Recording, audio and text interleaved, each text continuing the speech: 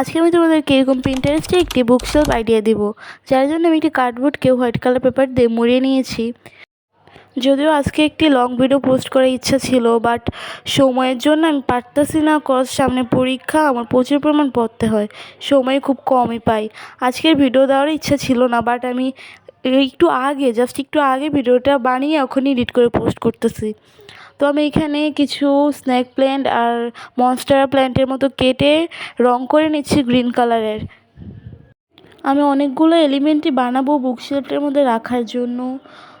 আমি এখানে বিভিন্ন ইউজলেস জিনিস ইউজ করতেছি আজকের বুকশেলফটা মেক করার জন্য। তারপর এই যে প্ল্যান্টগুলো সেট করার জন্য আমি দুইটা ছাপা, মানে ইউজলেস সব কিছু ইউজ করবো বললাম না, দুইটা ছাপার মতো নিয়ে নিছি।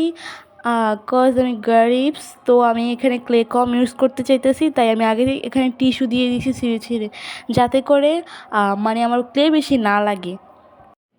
না, আমি এত গরিবস আল্ট্রা প্রো ম্যাক্স না, যদিও তারপরও আর কি আমার ক্লে কম ছিল, তাই আমি এভাবে ইউজ করছি। তোমরা চাইলে আমার এরকম নিনজা টেকনিকগুলো বাসায় ট্রাই করতে পারো।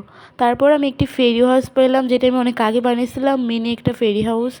আর এই যে আমার দুটোটা প্ল্যান্ট তৈরি করা হয়ে গেছে, যদিও আমার মনস্টেরা প্ল্যান্টটা দেখতে সুন্দর হয় নাই, কজ আমি এগুলোকে সোজা করার জন্য কোনো কিছুই পাইনি। দেন আমি দুটো স্টোন এবং একটি ঘড়ি আর একটি ফ্রেম বানিয়ে নিছি এটা ডেকোর করার জন্য। এখন আমি এটাকে ডেকোর করে নিচ্ছি, আর এগুলো আমি একদম পার্মানেন্টলি গ্লু দিয়ে লাগাচ্ছি না, কারণ আমি জানি আমি এগুলো আবার চেঞ্জ করব জায়গা বারবার, তাই আমি এগুলো একদমই গ্লু দিয়ে লাগাচ্ছি না। আর হ্যাঁ, ভিডিওটি ভালো লাগলে অবশ্যই আমার চ্যানেলটিকে সাবস্ক্রাইব করে দিবে এবং ভিডিওটি ভালো লাগলে লাইক করে দিবে। দেখা হবে পরবর্তী কোনো ভিডিওতে। Bye bye.